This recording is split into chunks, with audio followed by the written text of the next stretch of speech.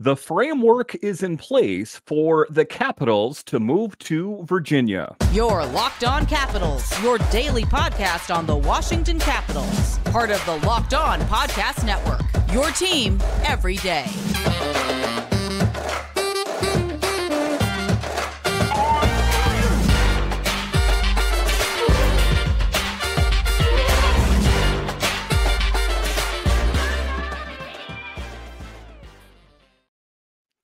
Well, hello and welcome into this edition of Locked On Capitals. I'm so glad you decided to join me today. As always, this podcast is free and available on all the major platforms, including the SiriusXM app and on YouTube. And I want to thank you for making this your first listen each and every day. My name is Dan Holme. You can find me on Twitter. It's at DanCaps218. You can find the show on Twitter. It's at Locked On Caps. And the best way that you can help grow the show is to subscribe to Locked On Capitals on YouTube and comment anything down below. I would love to talk Capitals hockey with you one-on-one, and we can do that on subtext. Just check the show description for more details. Today's episode is brought to you by FanDuel. Make every moment more. Right now, new customers get $150 in bonus bets with any winning $5 money line bet. That's $150 if your team wins. Visit FanDuel.com/locked on today to get started. So in this edition of Locked On Capitals, we talk about how the framework is in place for the Capitals to move to Virginia.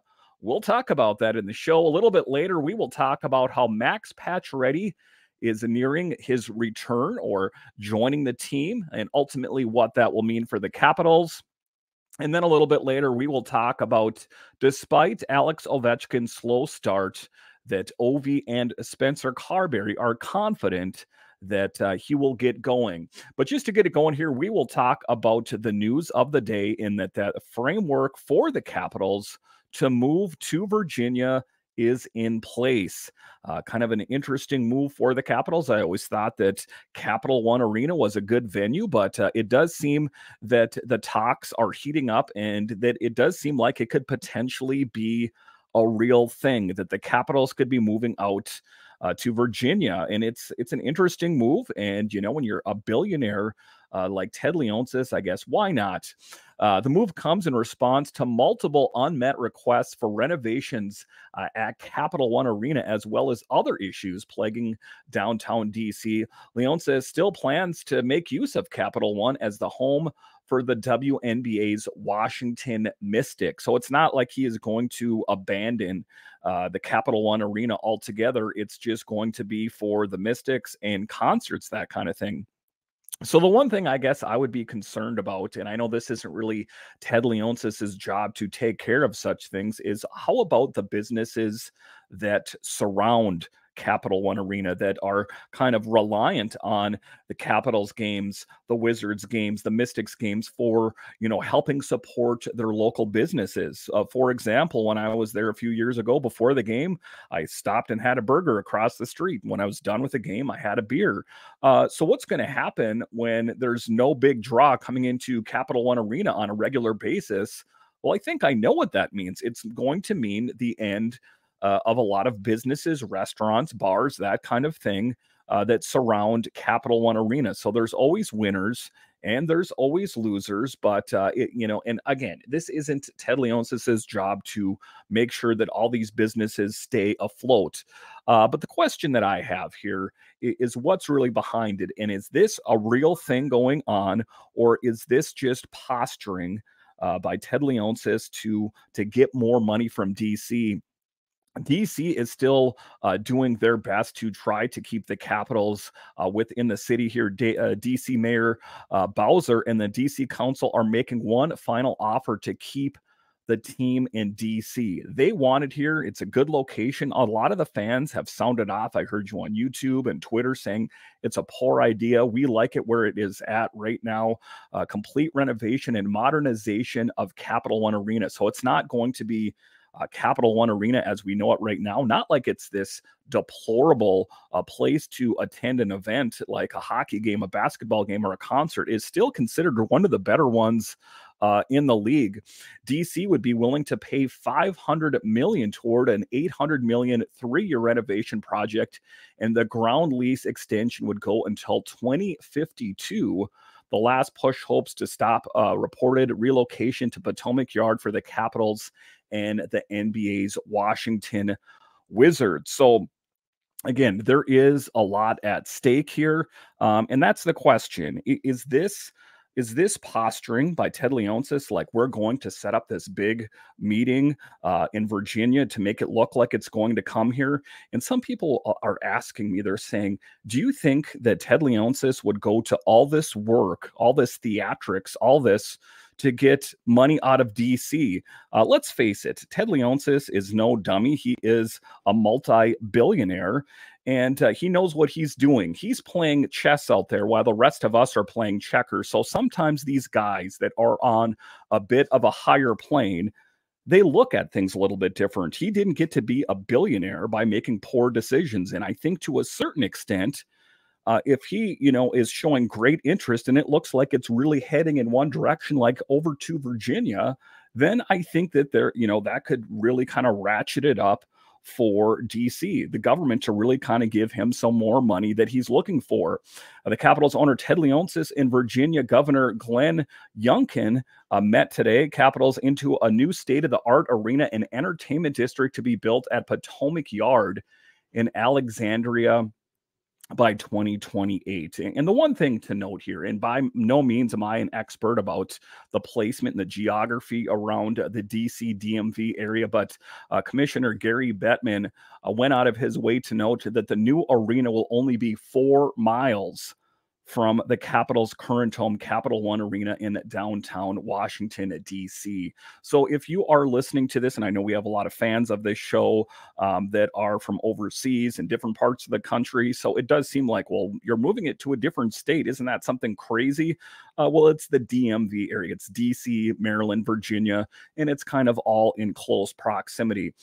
Another thing that I have heard quite often on Twitter and YouTube, that kind of thing, is that are they going to change the name because it's not going to be in DC? And to that, I'm going to say, well, of course they're not going to do that. If you want to take a look at example for the New York Giants and the New York Jets, neither one of those teams play in New York City. They play in New Jersey. So I don't really think that that's a thing anyway. It's some of the questions that I have fielded today. So, but it does seem like a good move for the Capitals. I'm about looking forward. I would be happy if they stayed in DC. Make no mistake about it, the times that I've been there at Capital One Arena, I thought it was a great place to see a game. So it is being reported that it's going to be the Capitals and the Wizards, but at this point, the NBA has not signed off on the Wizards yet. So it's all in the beginning phases. Nothing is set in stone. The team is not officially moving out to Virginia yet. But it does seem like it's going in that direction, unless there's this last Hail Mary pass by DC to try to keep it in the district here.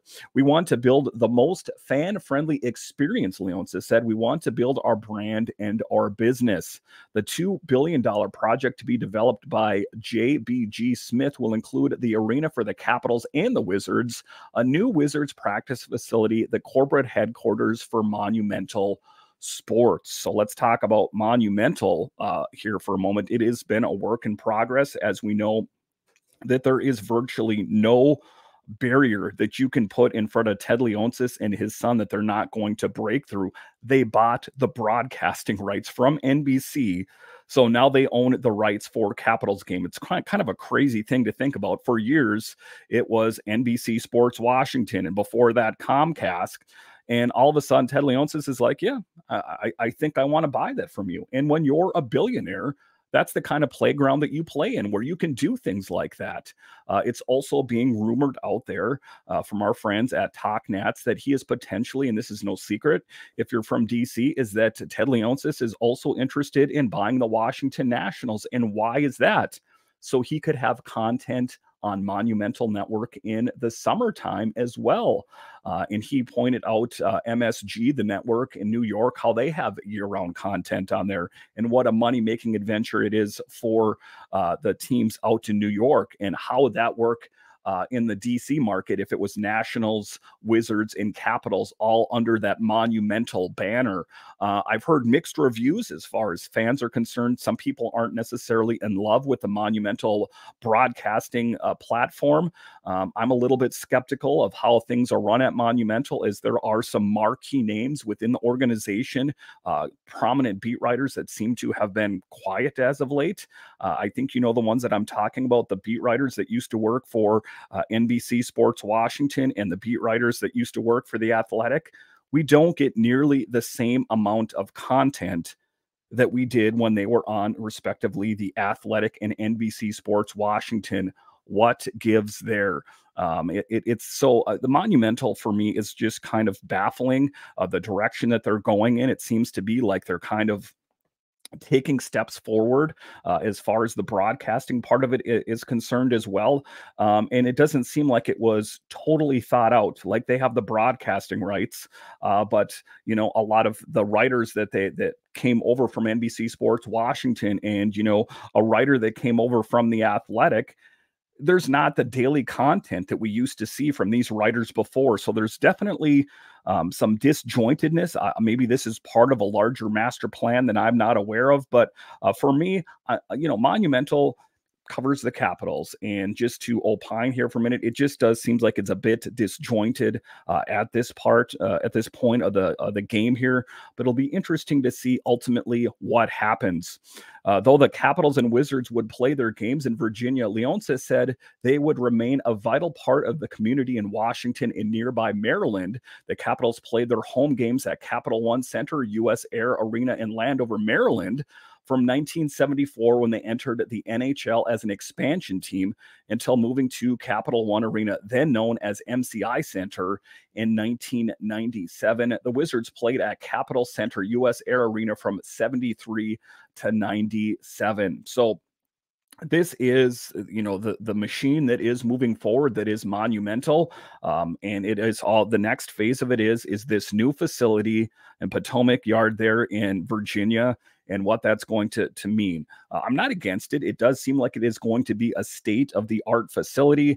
Also, Amazon is going to have a facility near there, so it does seem like they're trying to develop an area to kind of turn it into this superplex that's going to draw restaurants and hotels and everything around there. So it's good for that region.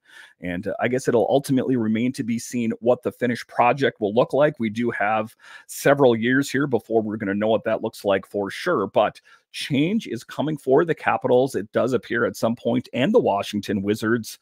And it's kind of an exciting time for Capitals fans. You might have a different venue to see Capitals play at, something that will probably rival, you know, the level of like UBS Arena up there for the New York Islanders and all of these big marquee arenas that you can go and see a game. The Capitals will be a part of that. And ultimately what it's about is keeping this team vital and on the cutting edge, because even though to me it seems like Capital One is a pretty good arena, and to certain regards and certain people, it already seems like it's a bit dated.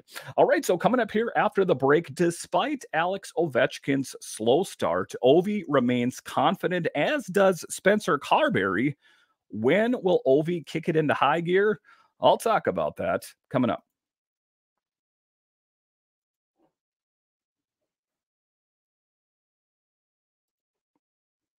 As the weather gets colder, the NFL offers stay hot on FanDuel. Right now, new customers get $150 in bonus bets with any winning $5 money line bet. That's $150 if your team wins. If you've been thinking about joining FanDuel, there's no better time to get in on the action. And let me tell you something, guys. I was not a guy that was that big into putting money on a game, but open up the FanDuel app, put a little bit of money on a game. It makes watching the game that much more exciting. The app is so easy to use. There's a wide range of betting options, including spreads, player props, over-unders, and more. So visit FanDuel.com/locked-on and kick off the NFL season. FanDuel, official partner of the NFL.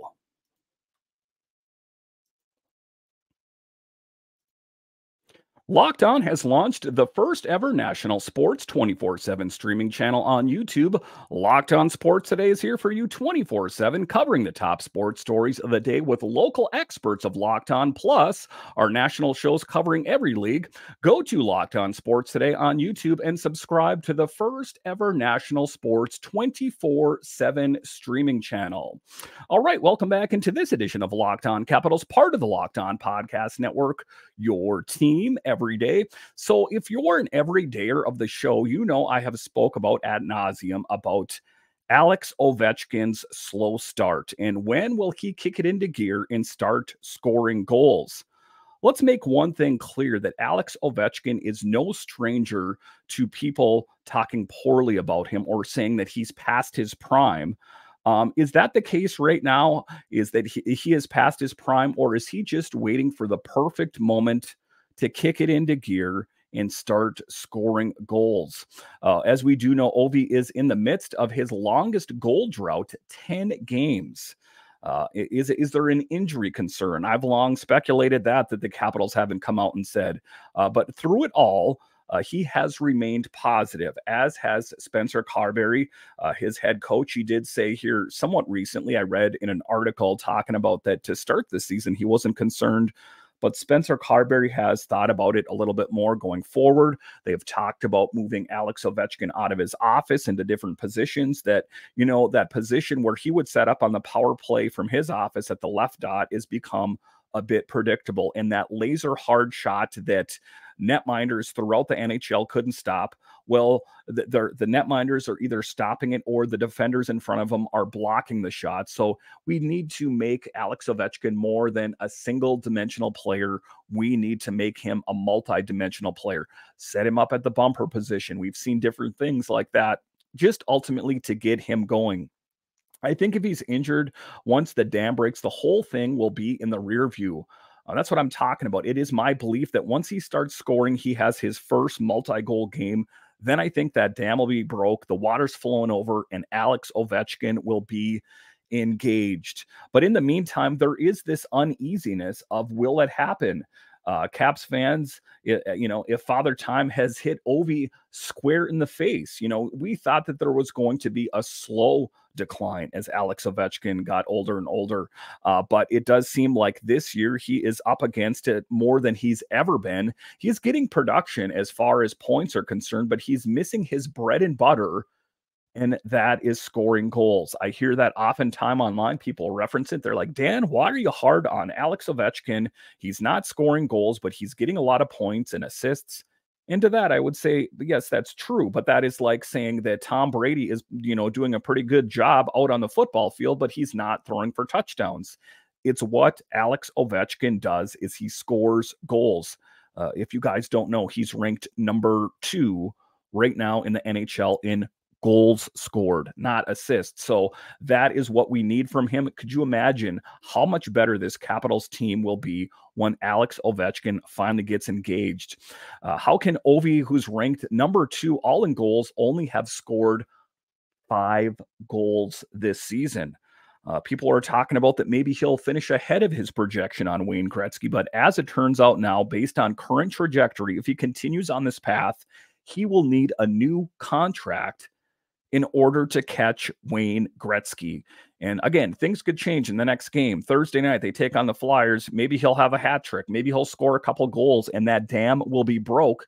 And this whole conversation that I'm having for you will be for naught. He's in a good headspace. Carbery said he feels confident as ever and knows that it's only a matter of time before some of these chances start falling for him.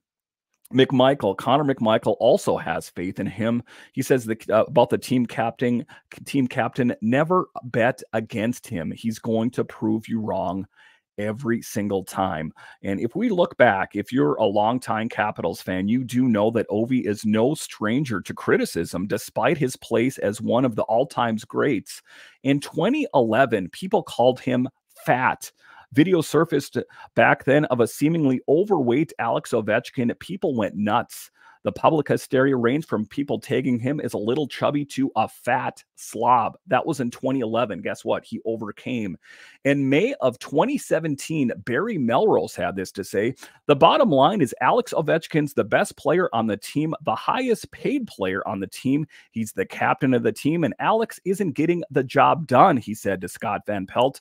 I've been giving this a lot of thought. I think that Alex, he's a great player when I'm around and deal with me and that kind of stuff. But I think that it's time for the Washington Capitals to look at moving Alex Ovechkin. I think it's to the point, and for his sake, not for the Washington Capitals' sake, for his sake, look at what we're talking about now. Everyone's just Alex Ovechkin let the team down. Alex Ovechkin let the team down. He can't win in Washington right now. Interesting. That was an article in May of 2017. And what happened the following year in 2018? The Capitals won the Stanley Cup. It's true that a lot of the chatter that we heard back in 2011 and 2017 is also happening in 2023. So what is changed between 2011 and 2017 and 2023? Well, Alex Ovechkin is markedly older than he was in 2011, but just the comments here almost seem like they could be written today. Again, this from 2017. Look at what we're talking about now. Everyone's just Alex Ovechkin let the team down. He let the team down. He can't win in Washington right now.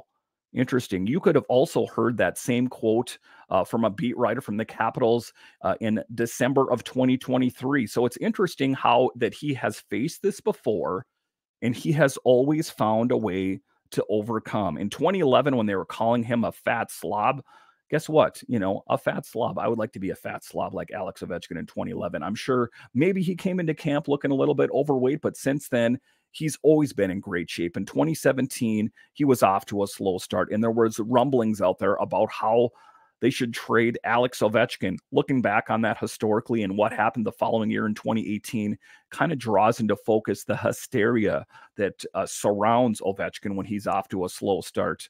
Once he finds the back of the net, it could be a 10-game stretch where he's just scoring and scoring, McMichael said. You never want to count him out, and I don't think it'd be a smart idea to do that. The people in 2011 that said that about Alex Ovechkin, and the people that said that in 2017, 5 goals in 25 games, and is on pace to finish under 20 goals for the first time in his career. So that is the concern. I can see both sides of the coin. I take a look at history and I'm like, is history any type of lesson for Alex Ovechkin? Is he going to find his way at some point? As we stand right now, he's 68 goals shy from officially becoming the NHL's greatest goal scorer to ever play. The question that I have now for U.S. Capitals fans is, can he turn it around? Has Father Time punched him square in the jaw? And is there enough runway in front of him to catch Wayne Gretzky? It seemed like a foregone conclusion for the longest time for the Capitals that he was going to catch Gretzky, and he's probably going to do it ahead of projection. That was just last season. So what happened between last season and this season that he's off to such a slow start? I really hope that the next time I have this show for you, this podcast, I'm talking to you guys about how Alex Ovechkin broke through that dam and scored 2 goals or a hat trick, and all is right in Capitals world. All right, so coming up here after the break, we will talk about how Max PAcioretty is getting close to joining the Capitals and ultimately where he fits in and what that means for the Capitals. I'll talk about that straight ahead.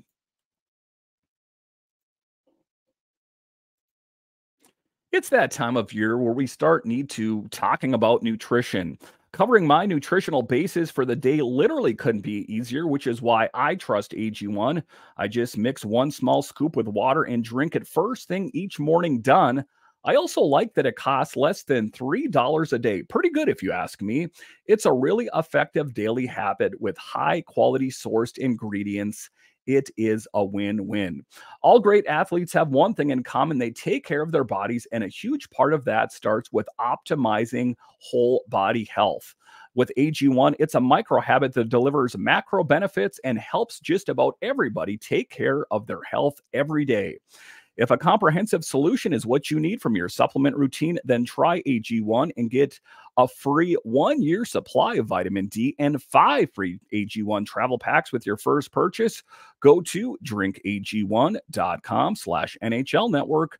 That's drinkag1.com/NHL network. Check it out.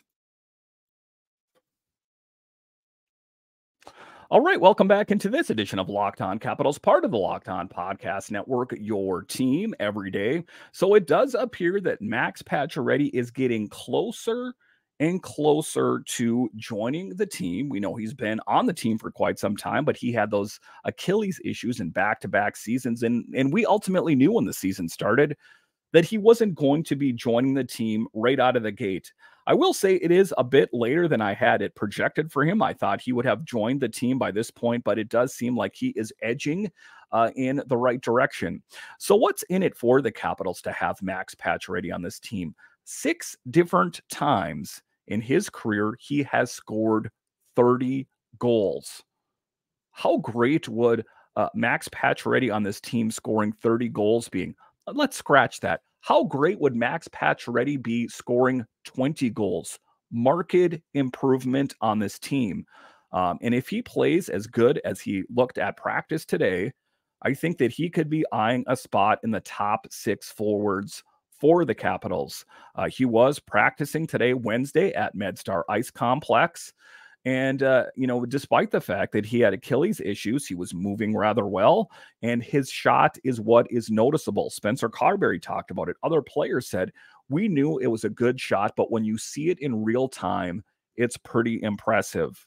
Now, he was in a non-contact jersey, but that did not stop him from mixing it up.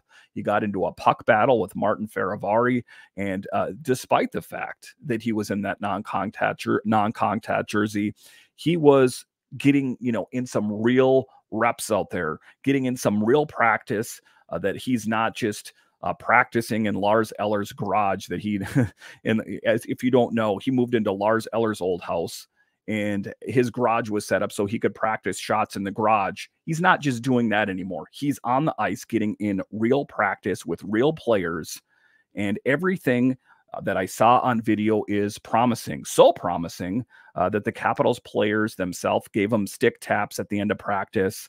And I think that everyone, Capitals players, fans, everyone is excited about the prospect of what that means.